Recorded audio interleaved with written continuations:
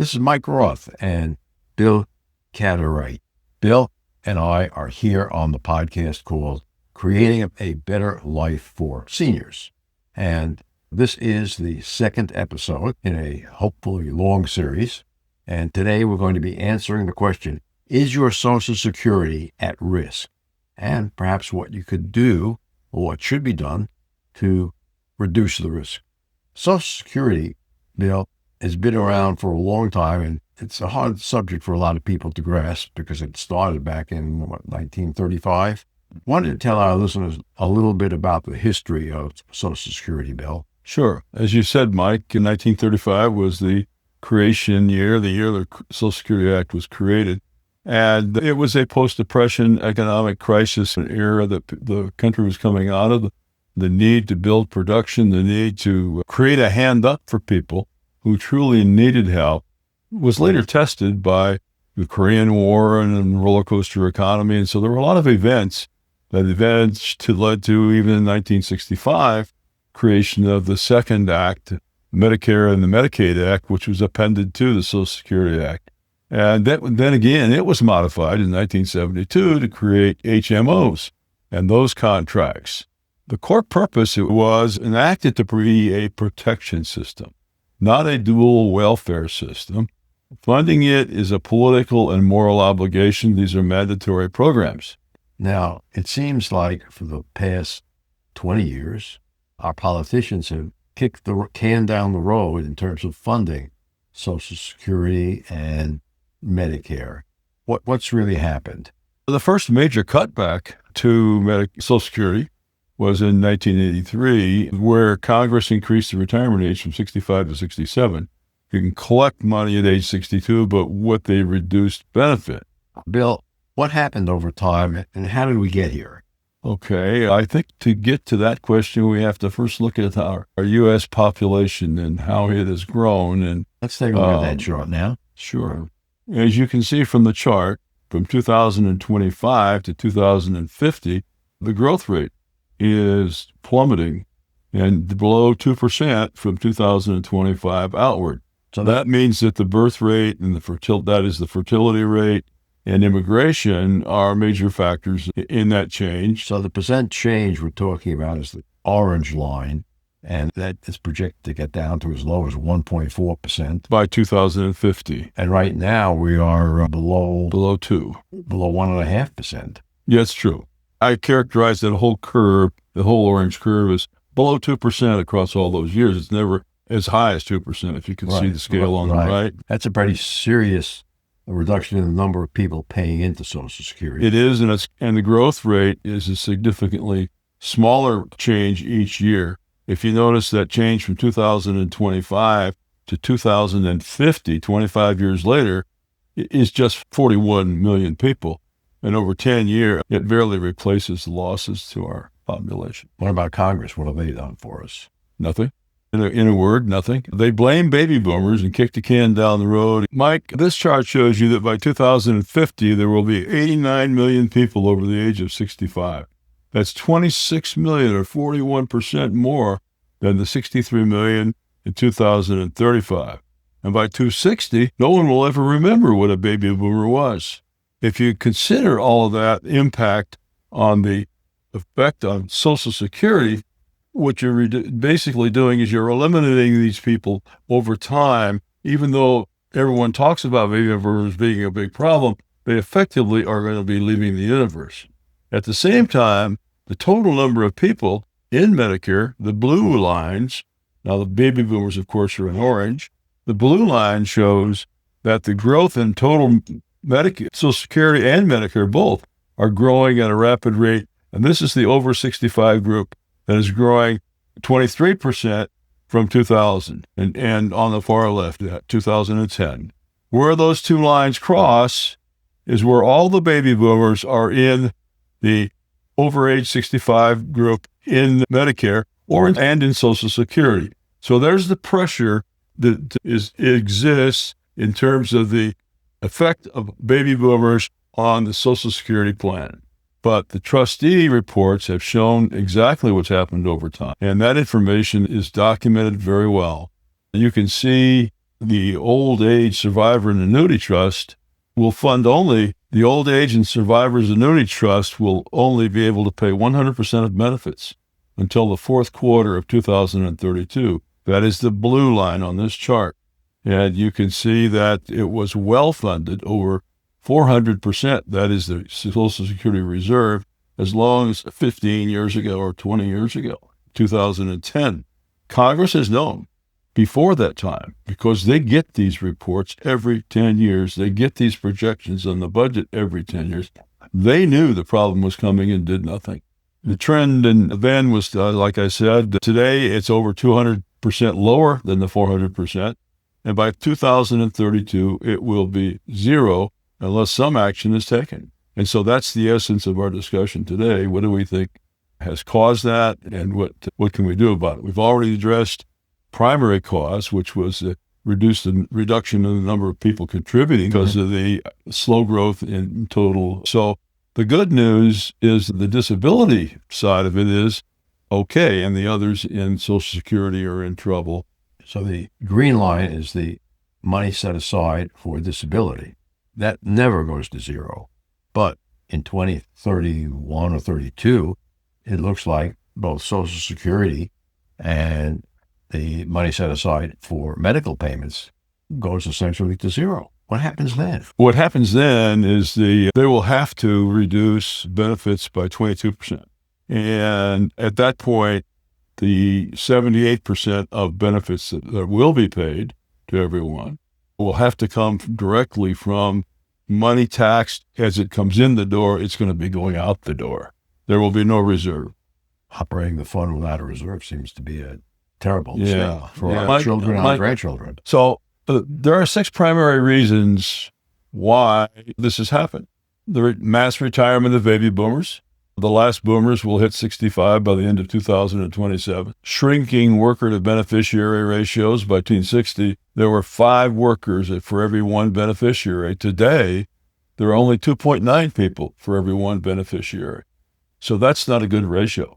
Recent tax law changes, for example, the One Big Beautiful Act of July of 2020 increased payments from taxing of benefits, accelerating the insolvency of Medicare. Now, that's not a bad thing necessarily, because it did correct the wrong. And what happens now, though, is Congress has an obligation, a mandatory obligation, to put the money back in this till. And that's the real issue that's on the table. The Social Security Fairness Act, passed in 2025, made good on people who were owed $196 million, 33.2 million public workers in the sectors. That issue was all about, for example, Mike, when you were younger and I was younger, if we moved from city to city and our wives were working and the kids and they were working a little part-time and they had some income, and so they had Social Security credits built up. But if they moved to Texas, as my daughter did, for example, and decided to go back to school and become a teacher, she taught for 26 years. At the end of 26 years, they said, here's your pension from the state of Texas for teaching. And oh, by the way, if you take your Social Security money, we deduct that from your pension. And she said, what? And I said, yeah, I found out about that. I said, it's crazy. Right. You earn those credits, you get paid those credits. But Congress passed a law years ago that set that up so that there are 16 states that are taking advantage of a federal statute that allows them to do that. And they got rid of it, finally, at 2025. So they took that step, but that cost another $996 billion out of the Treasury, out of the reserve, to get the job done. So that was an impact. Rising economic inequality. The payroll earning tax is capped at $184,500 as of 2026, meaning that high wage earners grow faster, meaning a shrinking share of national income is subject to that tax. So therefore, that cap of $184,000 needs to be reviewed, and we have a proposal on that. Lower fertility and immigration, as we just discussed in the prior slide, talks about the smaller future workforce will be there to pay for this system. Bill, what options does Congress have now to prevent cuts in our payments? The first option is they need to act sooner rather than later. But the most discussed options are raised the full retirement age, pushing the age from 67 up to 70. That's The option second is raising the payroll tax, increasing the current 6.2% for the employer and 6.2% for employees, combined rate of 12.4%, lifting or eliminating the wage cap, the taxable earnings above $184,500, and means testing, which is reducing or eliminating payments for wealthy retirees. I like increasing the wage cap to some number like $3 million. That would be, they should take care of most of the problems, but to take care of all the problems, you eliminate the cap. And they've calculated the savings, and I think that in a few minutes we'll be able to talk about that. And Bill, the NRLN's position, what are your positions on each one of these options? Yeah, I think number one, we certainly oppose raising the retirement age. It diminishes life benefits, and older workers face discrimination and physical limitations. Waiting until 70 is just too long. Okay, number two. We support eliminating the wage cap. Absolutely. Take it off, and not to $3 million, but as far as it goes. So someone makes $100 million a year? Exactly. They pay the same as anyone making $50,000 a year as a percent of their income, not dollars. Okay, yeah. Okay. The chief actuary calculated that eliminating a 180 cap would close 70% of the shortfall and extend the fund to 2060, not to 2075, but 2060. That's reasonable. It's another 35 It's a big years. chunk. Yeah. It's a helpful chunk. Okay. This should be temporary. We're saying that these changes should be temporary until once adjusted to the 75-year funding rule, and then the taxes should come down, which is a unique thing to present to Congress because they've never taken anything down that they've taken up. But you and I do all the time. Yeah. So we got a little savings, we got something to spend, and we don't have savings, we can't. Right. We got to put some back in the till. So we support raising the 6.2%. Okay. If necessary, but it may not be necessary. Okay. And we have no position on means testing because it's such a critical issue. There's the argument about the Social Security is earned and not a welfare program. And then there's also the argument that taxing assets should be off limits and means testing should discourage. Personally, I come down on if you make a private investment or you capitalize a company or you go out and you make a bet in the stock market and you benefit from that, that should not apply here because those are not wages.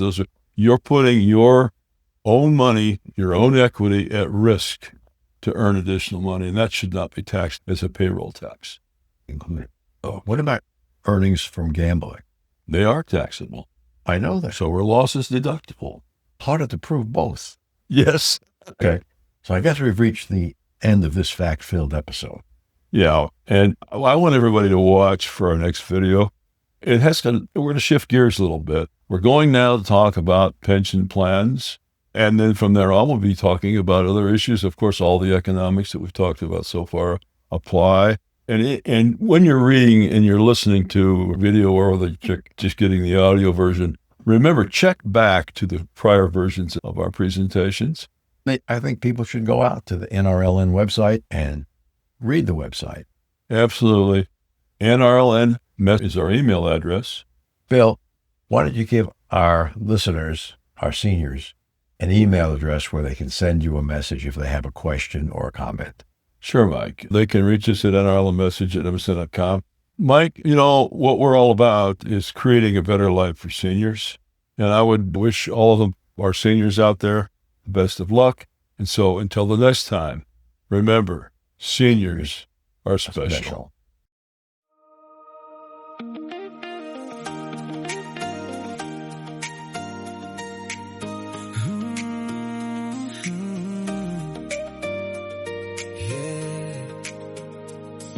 Stepping out the door with a dream in our hearts. Golden years are here, but this is just the start. We've worked hard, now it's time to play. Building up our future in a brighter way. Warmth of the sun as we stroll down the lane.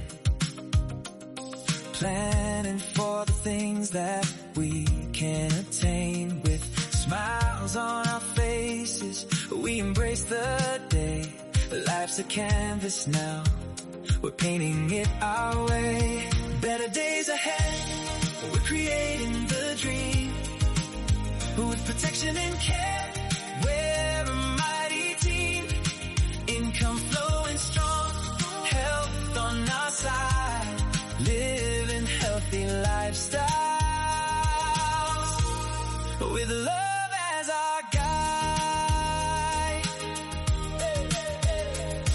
Hear the laughter ringing from friends all around, in community gardens where joy can be found.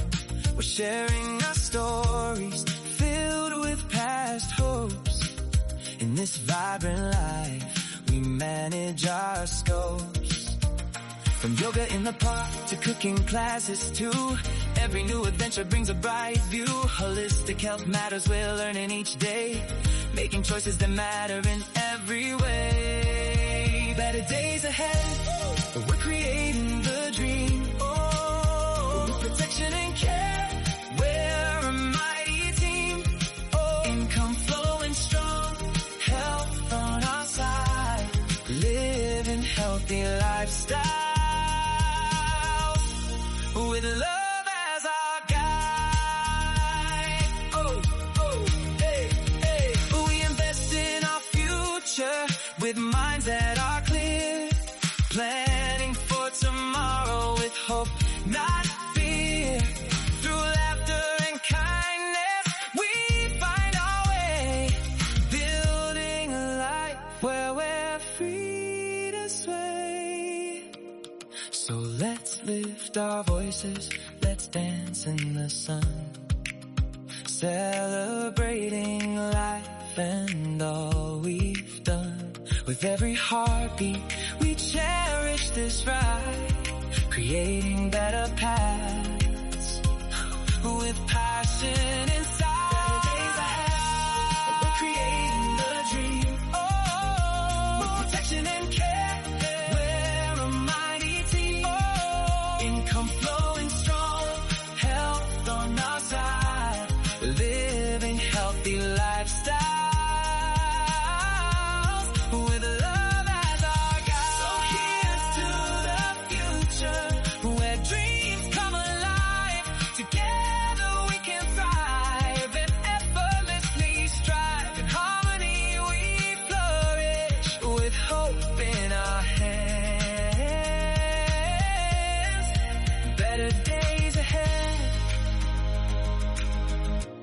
We're taking a stand.